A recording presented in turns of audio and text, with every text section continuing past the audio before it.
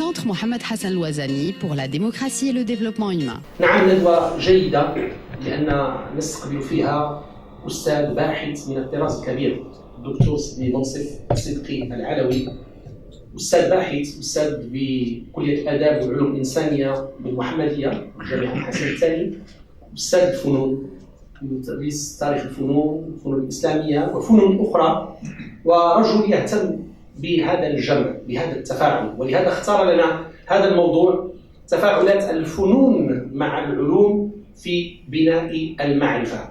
له إصدارات، له مشاركات، له حضور مجتمعي مهم، فله مبادرة إنشاء لقاء السياحة الفنية بالصويرة منذ سنة 2002، الربيع الأدبي أو الربيع الشعري بالمحمدية والذي أسسه منذ سنة 2010، ولكن له كذلك اهتمامات كثيرة وإصدارات مهمة. سنرى في آخر هذه الندوة إحدى تجلياتها مع الأستاذة الناصري.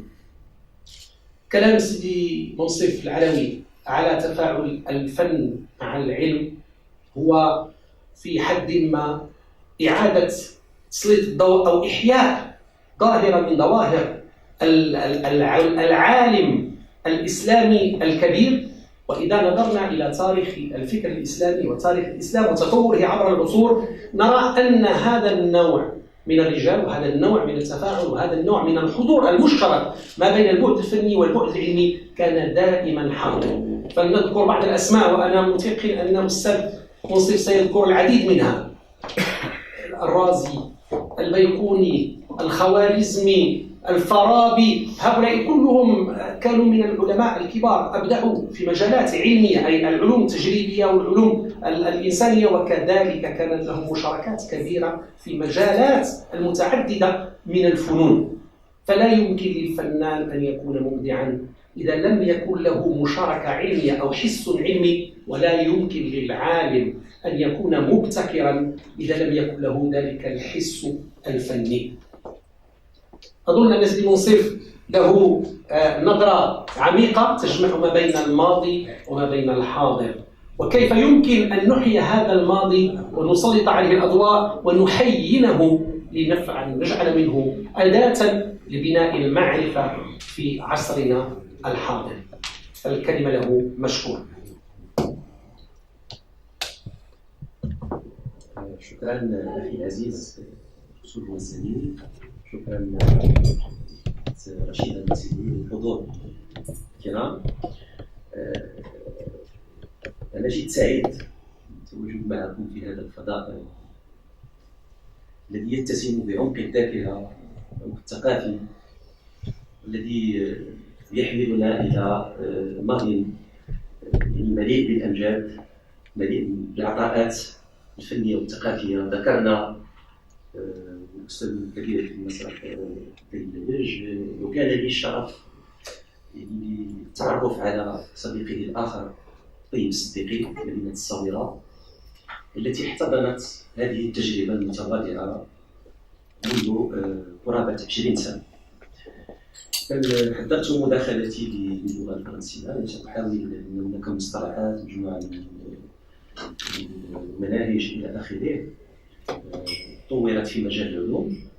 لن أغوص فيها كثيرا لأن لست متخصصا في مجال العلوم التجريبية، ولكن أحاول أن أخلق حوارا جادا مع هذه العلوم من خلال مزاولتي ما يسمى بلان ثيرابي مؤخرا، حيث أشتغل مع مجموعة من الأطباء في ورشات مستشفى بن رشد في الدار البيضاء، وأحاول كتابة مقالات حول هذا النوع من الحوار ما بين ما يمكن تسميته الطب أو البديل، la médecine alternative, ou bien la créativité ou l'art en tant que moyen de développement personnel, mais également en tant que moyen de création de ce que j'appelle personnellement la société de l'art et du savoir. Donc l'idée de cette conférence est venue à partir d'une suggestion de l'une de nos doctorantes de l'université Hassan II de Casablanca. J'essaie à chaque fois de répondre à des besoins J'avais donné beaucoup de conférences ici même, un peu partout au Maroc, en France, sur la thématique de l'art, du tourisme éventuellement, parce que je travaille sur cette relation, avec bien sûr un troisième paradigme que je mets toujours au centre, et qui est, si vous voulez, la spiritualité. وما يمكن تسميته باللغه هي الروحيات مصطلح الروحيات هي مصطلح ادق للتعبير عن الوحده يعني الروحي والجمالي الذي يتسم به العلم وكذلك الفن عموما. اذا اشكر بادئه الدكتوره حوريه الوزاني لاستضافتنا في هذا المكان الجميل العريق. اشكر كذلك زملائي، أشكر notre doctorante, notre chère doctorante Ouchrif Jihan pour cette initiative. On attend à ce que les initiatives viennent, si vous voulez, de votre part, les jeunes. Ils ont beaucoup d'importance au dialogue avec les jeunes. Et ainsi, on avait fixé ensemble, si vous voulez, l'idée de cette thématique portant sur les interactions possibles entre ces deux champs de la connaissance qui sont l'art et la science. Bien sûr, il faudrait d'abord préciser aux Japonais, préciser un petit peu de quelle science s'agit-il. Donc je vais essayer de m'éloigner un petit peu de mon cadre de référence, la faculté des lettres et des sciences humaines multimédia, à savoir les sciences humaines, puisque ce champ lui-même pose un problème de définition en termes, si vous voulez, de conception, qui serait scientifique pour les uns et qui ne le serait pas pour les autres. Je parlerai de, si vous voulez, la relation entre la sociologie, par exemple, l'anthropologie, l'histoire, la géographie, etc., avec ce que les partisans de la science expérimentale, désignent par science. La science qui nous met face à ce principe très important qui est l'implication du laboratoire dans le processus, si vous voulez, de recherche scientifique. Donc sans laboratoire, sans l'idée du laboratoire, on ne pourrait pas parler, pour certains, de science, au sens expérimental du terme. Ça, c'est un fait. Méthodologiquement parlant, le chercheur, dans le domaine des sciences expérimentales, n'a pas de problème. Parce que son objet d'étude, l'objet sur lequel il travaille, défini avec des règles, avec des systèmes scientifiques, des théories, etc. Et il marque une distance avec son objet. Une distance, elle est marquée. Par rapport aux sciences humaines, il y a une sorte de confusion, qui s'instaure dans cette relation. Donc, le chercheur-sujet se confond avec son objet. Donc il y a une confusion qui s'opère dans ce sens-là, d'où la non, si vous voulez, définition des sciences humaines comme sciences expérimentales pour les spécialistes.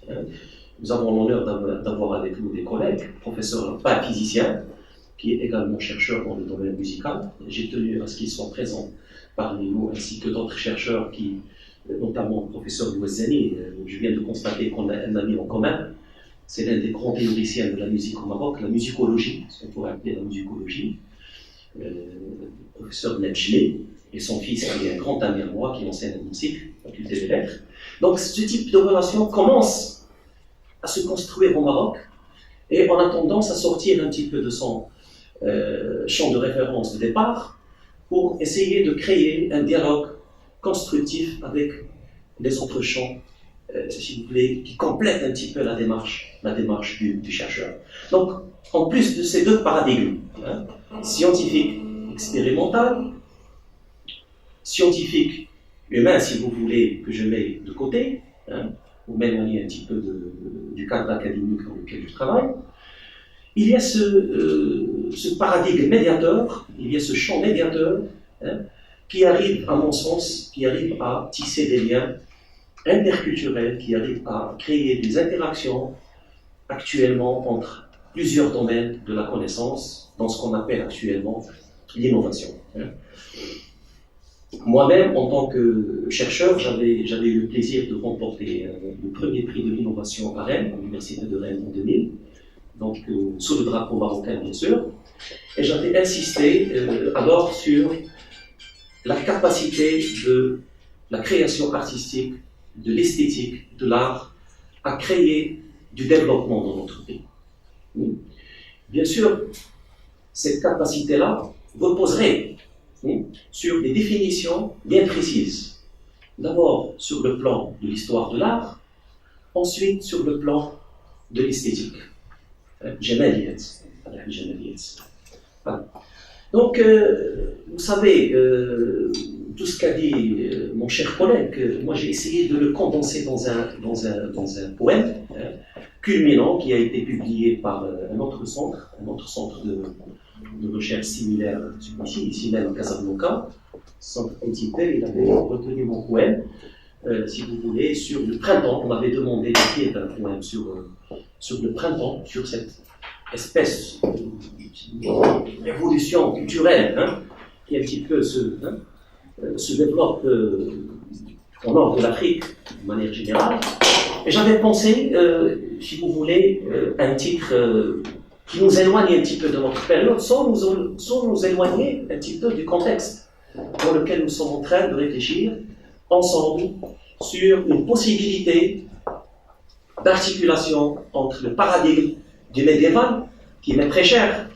Vous en avez parlé, chers collègues, vous avez parlé de ces grandes figures du médiéval, à commencer par le Kindi. Je vais commencer par le commencement, parce que le Kindi, c'est un très très grand savant qui a influencé plusieurs savants en Occident. Certains l'ont fait passer dans l'anonymat, au moment où d'autres ont reconnu son apport pour la science, si vous voulez, expérimentale en Occident, pour la pensée d'une manière générale. Donc, pour le Kindi, moi je dirais que ces figures-là, le Kindi et les autres, ils ne sont pas derrière nous. Je pars de ce postulat-là, si vous permettez. Je pars du fait que cette modernité avant l'heure, est devant nous, elle n'est pas derrière nous. Parce que nous sommes appelés, en tant que civilisation musulmane, nous sommes appelés à réhabiliter cette pensée. À la réhabiliter, non pas seulement sur un plan nostalgique, sur un plan, si vous voulez, qui serait de l'ordre de l'histoire, de l'ordre du rappel, de la mémoire, mais je parle d'une vraie réhabilitation. Une vraie réhabilitation, à partir de ce qu'avait dit notre cher collègue Dr Houria tout à l'heure, à partir de l'école primaire, passant par le collège, lycée, et il faudrait réhabiliter ces figures de la connaissance, si vous voulez, musulmane d'une manière générale. Qu'ils soient perses, qu'ils soient issus d'autres cultures, le Kindi est arabe, c'est un fait, mais les autres aussi sont importants parce que l'islam les avait réunis autour d'une même civilisation, et cette civilisation, elle est à réhabiliter. Donc c'est un paradigme très important dans ma recherche personnelle. Bon. Et si vous permettez, je vais essayer de vous ouvrir un petit peu l'appétit. Je vais essayer de vous lire ce que j'avais écrit sur ces figures-là. Bien sûr, je vais retenir Kindi avec Einstein. Également, je vais parler d'Albert Einstein. Et je vais parler un petit peu de la relation de ces deux grands savants avec trois grandes figures du XXe siècle, un siècle dans lequel je me spécialise personnellement, puisque je travaille sur la postmodernité, avec la figure de Dali comme étant quelqu'un qui avait devancé un petit peu. C'était un visionnaire qui avait compris avant les physiciens que, si vous voulez, on pourrait dépasser le réel. Donc le principe du surréalisme lui-même, c'est un principe avant-gardiste qui démontre que l'artiste a cette capacité, de par l'imagination, il a cette capacité de traverser les siècles, d'être un éclaireur. Donc, et bien sûr, le scientifique est là pour accompagner, si vous voulez, cette démarche visionnaire, au départ, qui se traduit par des concepts, par des théories et par des expériences.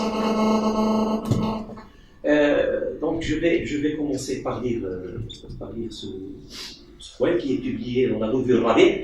Vous pouvez le trouver facilement dans cette revue. Et je l'avais inséré dans la 3e édition de ce livre qui va être présenté tout à l'heure par ma chère collègue Rachida, ici présente. Détour par un autre et lointain printemps. Au début d'un troisième millénaire, brumeux et indifférent, au fil de ces printemps rouges, périlleux sans répondant, les successeurs moins grands se souviennent, eux, de l'épopée d'antan. De champ en champ, leurs ancêtres évoluaient pourtant en austères et modernes savants. Ibn Rushd, héritier d'Aristote, était le merveilleux pont entre un Orient décadent et l'ordre d'un Occident renaissant. Il s'érigea en phare, impressionnant entre deux grands mondes. Son avéroïsme sema ses graines pour que fleurisse le siècle de raison. Je parle des Lumières. C'était un petit peu l'éclaireur des Lumières. Éclairant le monde de lumière et de souffles heureux et jaillissants, le Farabi, en second maître, structura la pensée d'antan. Avicenne l'allégua comme sagesse de l'esprit animé et conscient. Ibn al-Haytham, l'Irakien, ressuscita Euclide, Archimède, Ptolémée et Héron. Ibn al-Haytham, l'Irakien, ressuscita Euclide, Archimède, Ptolémée et Héron. Grâce à lui, l'optique fleurissait au fil de la théorie de lumière et de pure vision. Les traités d'Avicenne et les expériences médicales d'Razi, Abou Bakr Razi, fondèrent l'humaine guérison, ce que Freud appellera par la suite la psychanalyse. Elle a été inventée bien avant, elle a été comprise et inventée bien avant par Razi, un très grand savant de l'ère musulmane. En authentique vrai génie arabe, le Kindi fonda l'encyclopédisme dans sa fine distinction. Oh, combien nécessaire comme éclairage à ses descendants, errant de fil en aiguille dans les dédales de leurs 20 mots dits révolution. Demeure pourtant un souffle profond, recréant, réhumanisant les élans pacifiques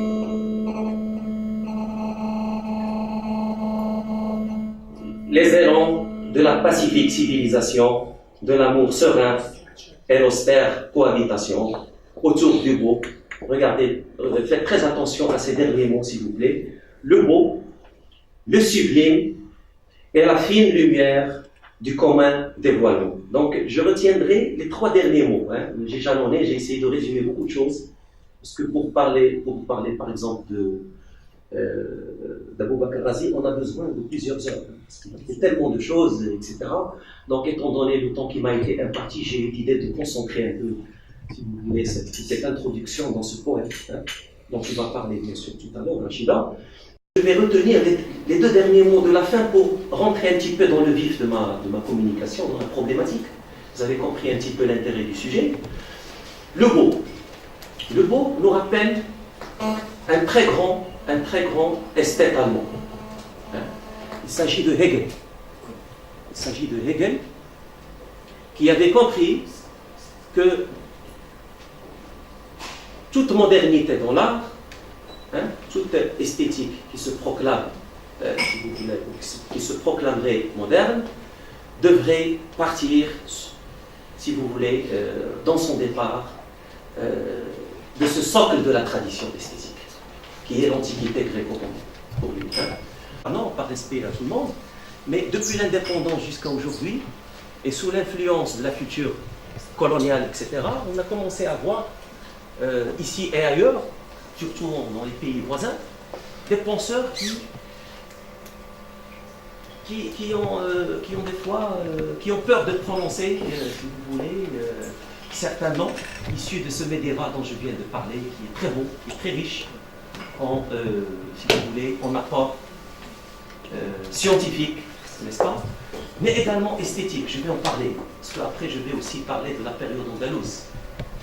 8 siècles de civilisation, qui n'est pas derrière nous également, qui est devant nous, qui devrait être à ma, si vous voulez, à mon intime, si vous voulez, conviction, dirais-je, réhabilité aussi est mise en avant dans cette réflexion par rapport au devenir de notre civilisation marocaine, entre autres. et la civilisation musulmane d'une manière générale par rapport à la question de la modernité.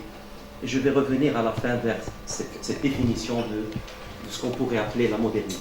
La modernité, tenant compte des paradigmes dont je viens de parler. Donc le mot réfère à Hegel. Hegel n'avait pas négligé la tradition, le paradigme classique en tant que socle sur lequel on pourrait construire cette tradition. Et les Allemands ont pu justement construire cette modernité esthétique, philosophique, technologique, etc. Mais dans un schème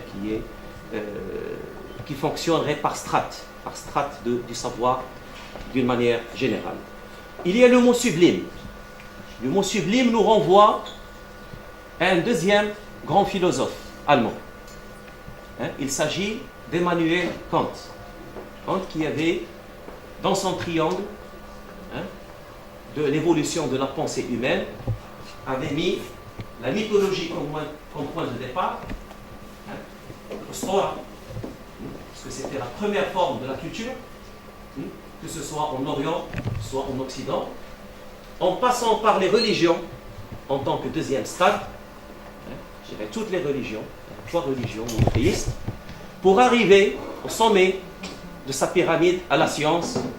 Et bien sûr, j'ai compris qu'il avait indirectement aussi tissé une relation avec l'art, puisqu'il était esthète, j'avais dit, pour nous montrer que la construction de la culture, la construction de la civilisation nécessite cette vision nécessaire. Il y a l'histoire, il y a la construction de la pensée, et il y a la superposition des paradigmes de la civilisation, de manière générale. Donc, pour résumer, parce que ce sont des champs très complexes, l'esthétique au Maroc, il peine à se développer actuellement.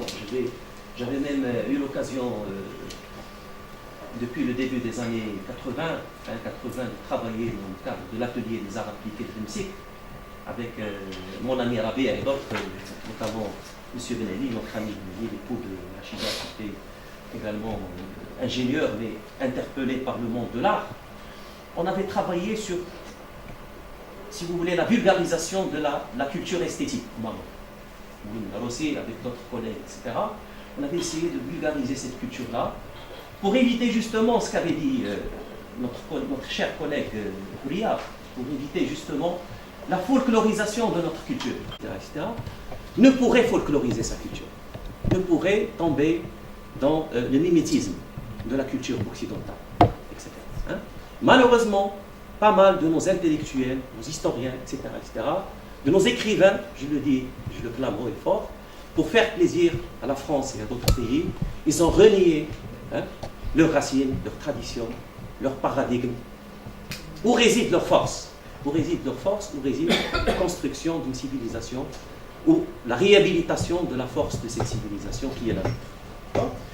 Donc, les trois philosophes dont j'ai parlé, j'avais parlé de Hegel, j'avais parlé de Kant, j'avais parlé également de Kindi, s'étaient mis d'accord. Moi j'avais lu un petit peu leurs travaux, s'étaient mis d'accord sur le fait que la rupture entre la métaphysique et la physique n'est pas vraiment une rupture, si vous voulez, définitive. Contrairement à ce que les positivistes ont compris.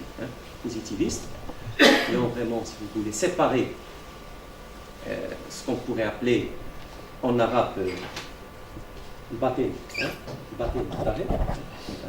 va revenir à cette question qui est au cœur de la spiritualité même. Si vous voulez, avait compris par la suite que la connaissance, le système universel du savoir, c'est un système qui se fonde sur les dimensions qui pourraient satisfaire notre condition humaine, de manière générale. Donc l'esprit, l'âme et le corps.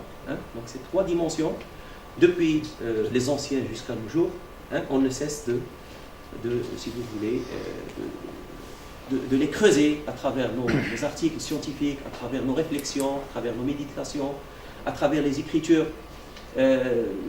situées dans le monde de l'imaginaire pour arriver à justement comprendre ce système holistique dont avait parlé Habermas au début de ses travaux, le holisme. Le holisme qui serait, pour moi personnellement, l'approche privilégiée. Vous avez vu que j'avais insisté sur l'école de Francfort, j'ai beaucoup insisté sur l'école allemande, parce que j'avais beaucoup travaillé avec les Allemands, j'avais beaucoup exposé aussi avec les artistes allemands, je continue à développer un courant novateur avec les Allemands, ce que j'appelle la néo-abstraction actuellement, qui va être exposé à Sowera au mois de mars. Donc, c'est parce que ces penseurs, ces philosophes avaient compris que la notion de la spécialisation dans la connaissance pourrait être néfaste pour les systèmes universitaires, pour les systèmes qui ont à charge de développer le savoir d'une manière générale. Donc le holisme serait une piste, entre autres, pour essayer de réfléchir à cette articulation possible entre la science et le domaine de l'art, plus particulièrement l'art d'aujourd'hui. L'art du début du XXIe siècle, qui est directement lié à la société du savoir, parce que les penseurs, les intellectuels désignent par la société du savoir.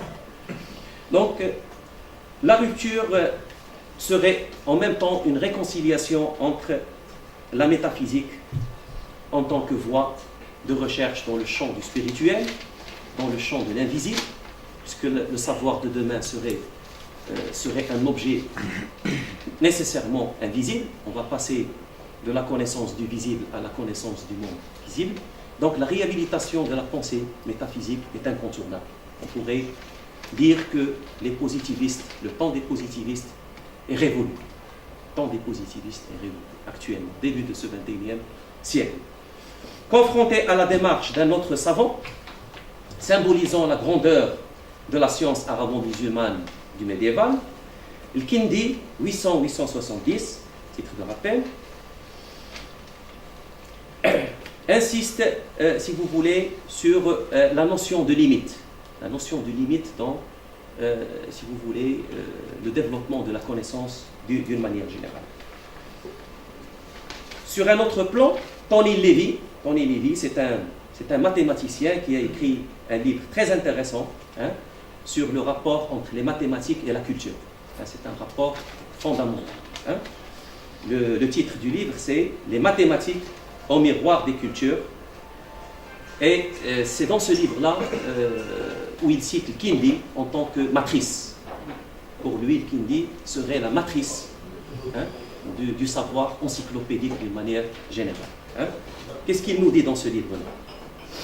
D'ailleurs, il désigne le Kindi par le qualificatif de philosophe des Arabes. C'est le philosophe des Arabes, par excellence. Le seul à ne pas défendre la thèse aristotélicienne de l'éternité du monde à travers sa conception de l'infini. Donc il parle de Kindi par rapport à cette question de l'infini, qui est très, très, si vous voulez, récurrente dans les mathématiques, d'une manière générale.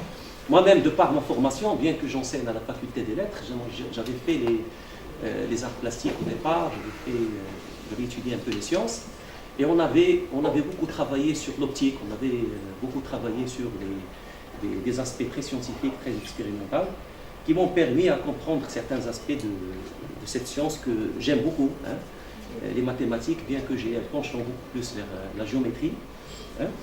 Donc, la conception de l'infini est la mise en forme d'une preuve de la création du monde. Un monde orchestré par le grand créateur. Donc, déjà, Kindi avait suggéré ce raccourci pour les philosophes, si vous voulez, de l'Occident, qui avaient continué jusqu'au XXe siècle, qui avaient continué à s'interroger sur la question de l'existence de Dieu. Vous voyez que ce paradigme lui-même, il est en train de disparaître. Le paramètre existentialiste sartien, etc., est en train de disparaître parce qu'on avait justement, dans les laboratoires, on avait compris justement cette matrice qui consiste à mettre, si vous voulez, la divinité au centre du savoir universel et essayer de comprendre, ou essayer de, si vous voulez, de s'inspirer de cette création pour développer la création humaine. Donc là, je mets une limite, une frontière entre le savoir humain, le savoir humain et le savoir divin. Souvent, on confond, dans la réflexion, on confond les deux registres. Ce qui est de l'ordre du divin et ce qui est de l'ordre de l'humain, d'où la nécessité de parler de cette limite, justement. Donc, Einstein lui-même, dans son texte que j'avais lu à l'âge de 14 ans, un livre que vous connaissez très bien, Comment je vois le monde, c'est un livre où il explique un peu, Surbain pourrait peut-être dans le débat revenir à ce livre, où Einstein lui-même parle et se remet en cause par rapport à ces trouvailles scientifiques qui étaient dévastatrices sur un plan, par rapport, si vous voulez, au contexte des guerres mondiales, etc. Donc Einstein, qu'est-ce qu'il dit par rapport à cette question? Il nous dit que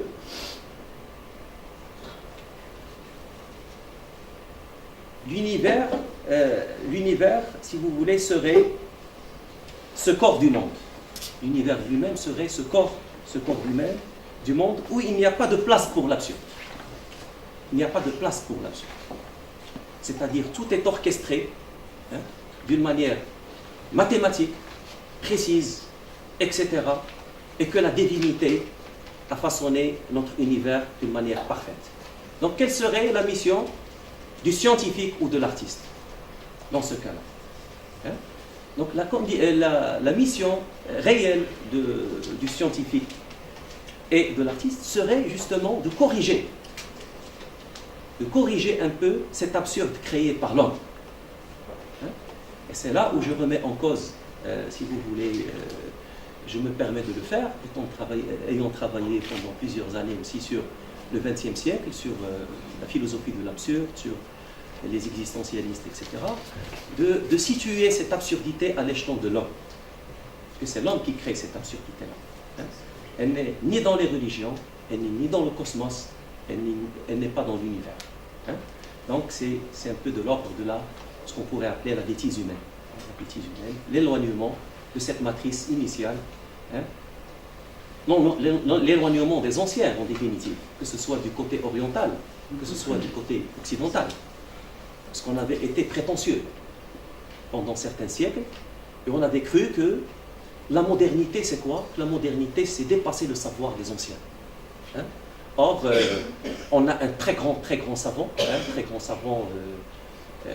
si vous voulez, où le nom figure. Moi, j'avais justement discuté avec notre ami Hinsali, un grand érudit, qui va peut-être nous rejoindre tout à l'heure. On avait discuté le fait que, par exemple, l'institution du prix Nobel en Suède avait mis, si vous voulez, dans son bâtiment, le nom de Ghazali.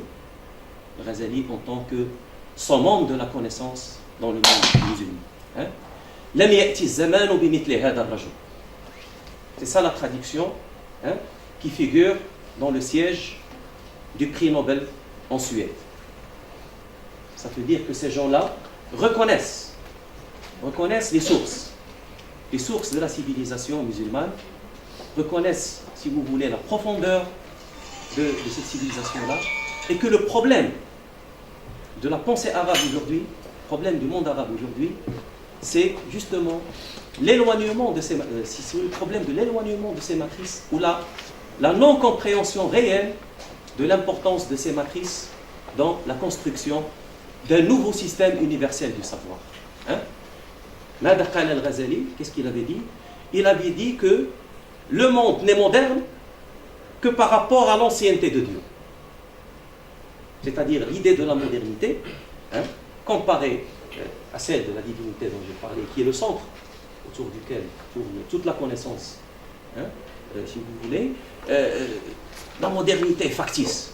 La modernité est factice par rapport à ce que la postmodernité, justement, de nos penseurs du monde arabe, surtout de nos penseurs du monde arabe, avait mis sous le signe de rupture épistémologique par rapport à la tradition.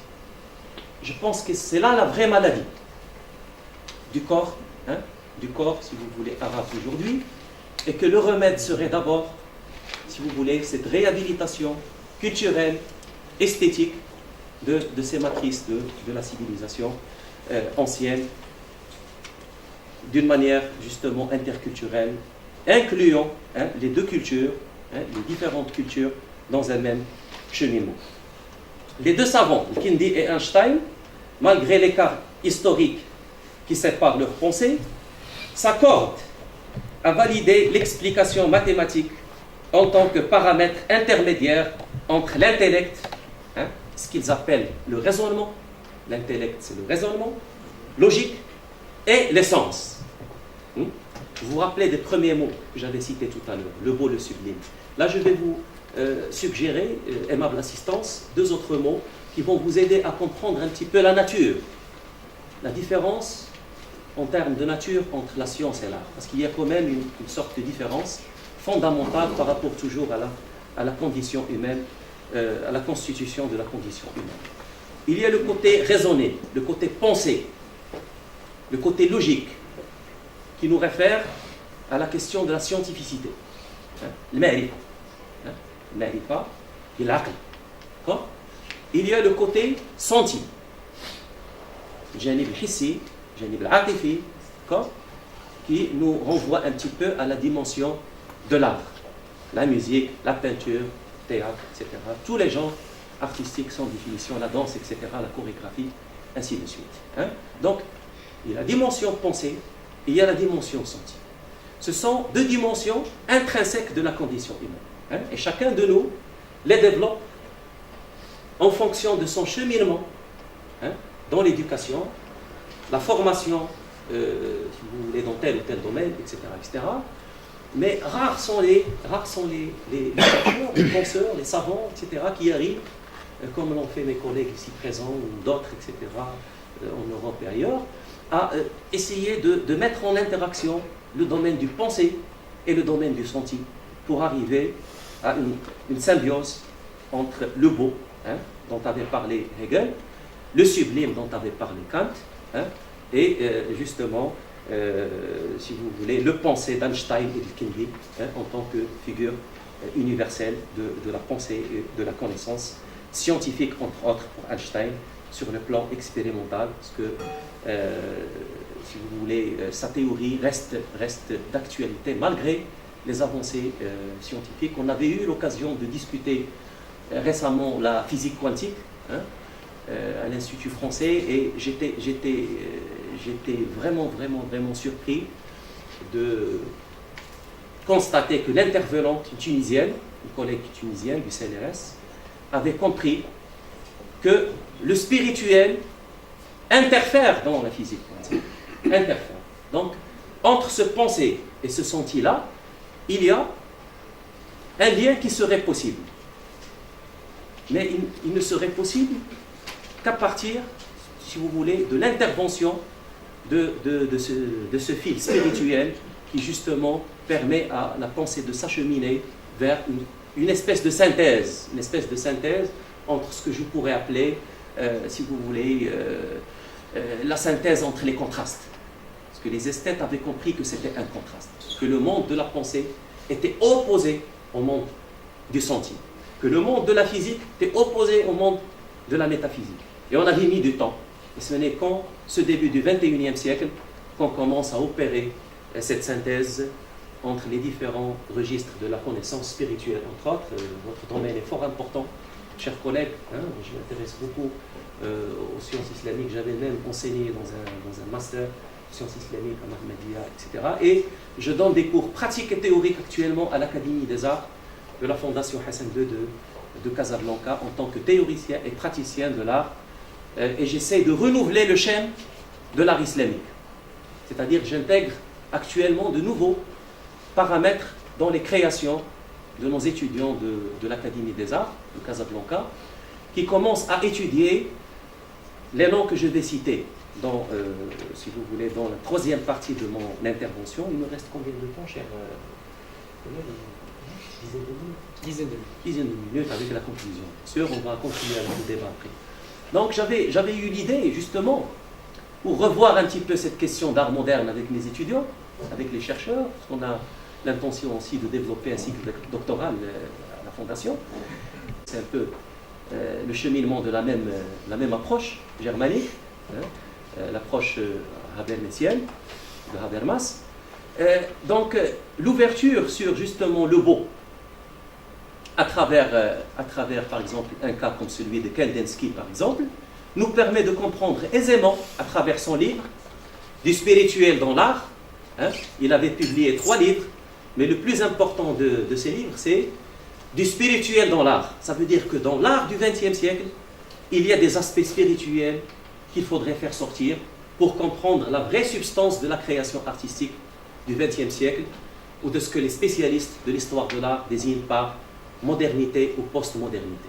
Donc, Kandinsky avait compris à la fin de sa vie que sans le paradigme spirituel, on ne pourrait pas parler d'art. C'est-à-dire que c'est un artiste, mais c'était également le premier qui avait inventé ce qu'on appelle l'anatomie, et ce qu'on appelait alors l'anatomie artistique, à travers la dissection des corps. Il se permettait carrément de voler des corps. Ils allaient au cimetière, ils volaient des corps, ils faisaient de la dissection. Donc on était déjà dans cette relation entre, si vous voulez, l'art et la science. Parce qu'on ne pouvait peindre le corps humain, on ne pouvait comprendre un petit peu ce qu'on appelle le canon grec. Le canon grec, c'est-à-dire les dimensions qui façonnent un peu, si vous voulez, le corps. C'était un cours qu'on avait dans nos études d'art, le cours de croquis, de dessin, etc. Et il fallait respecter les dimensions. Donc l'inventeur de ce canon grec, c'était Léonard da Vinci. Léonard da Vinci qui avait justement allumé la brèche. Et il nous fallait traverser des siècles, plusieurs siècles déjà, pour arriver à comprendre qu'il avait raison et pour que Kandinsky puisse répondre à sa question fondamentale qui est l'art, c'est une chose mentale. L'art, c'est une chose mentale. Donc l'art n'est pas seulement de l'ordre de la technique. Se présenter sous forme d'exposition, sous forme de manifeste, de livres, etc.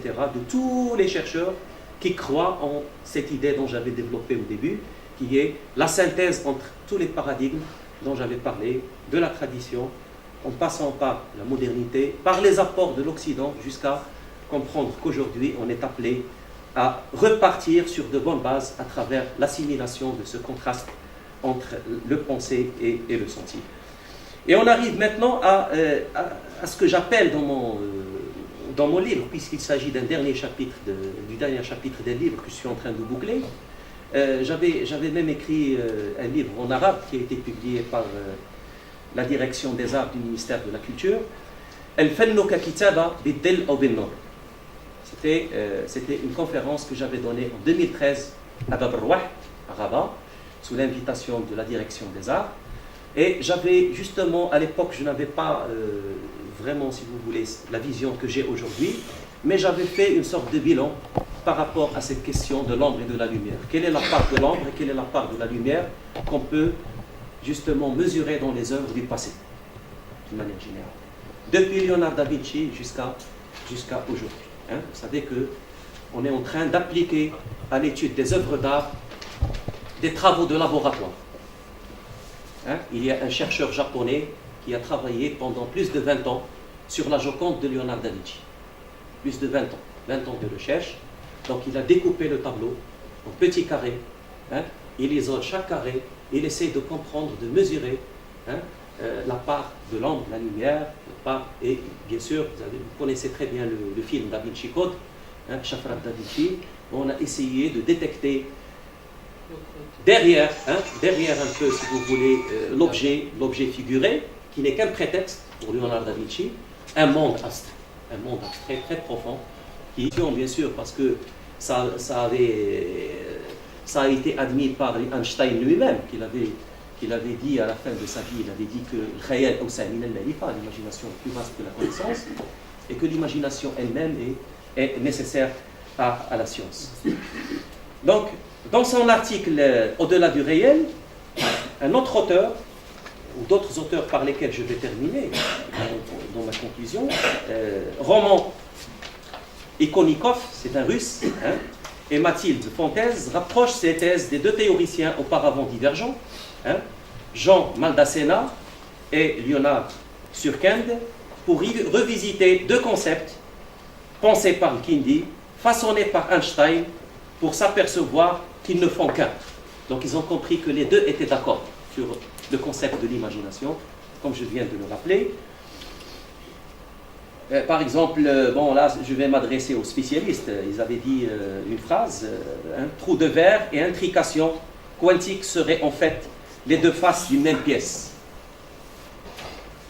Professeur Robin, notre cher musicien et physicien. Trou de verre et intrication quantique seraient en fait les deux faces d'une même pièce. Voilà. De quoi décrire un univers radicalement nouveau, dont la trame est truffée de tunnels spatio-temporels. Donc ce sont des concepts qui se rediscutent actuellement dans les milieux où artistes et scientifiques interagissent dans les universités européennes, surtout en Allemagne, parce que j'avais assisté moi-même à des débats similaires.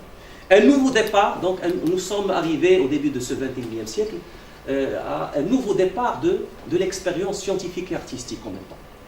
C'est une nouvelle expérience où la science est appelée à composer la main dans la main avec l'art, en incluant bien sûr la démarche des sciences humaines en tant que toile de fond, en tant que trame, très important, que Golden et Schild et d'autres penseurs nous relatent la place de l'homme dans le cosmos. Ils essaient un petit peu de redéfinir la place que pourrait occuper le monde lui-même, mais l'homme dans ce monde à facettes multiples, dans cette heureuse interaction entre la science, l'ingénierie, les techniques et les arts.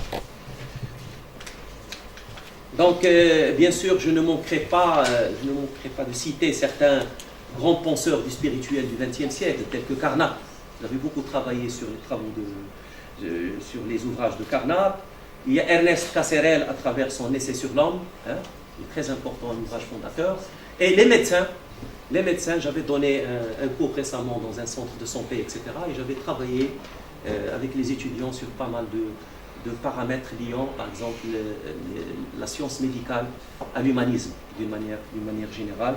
Donc, la racine ou la matrice, si vous voulez, de synthèse entre les différents paradigmes, pour résumer, le paradigme médiéval nécessaire aujourd'hui pour arriver à vraiment comprendre la modernité en tant que point passager dans cette grande tradition, si vous voulez, où, par rapport à l'ancienneté de Dieu, aucun de nous ne pourrait citer le point de départ de cette création.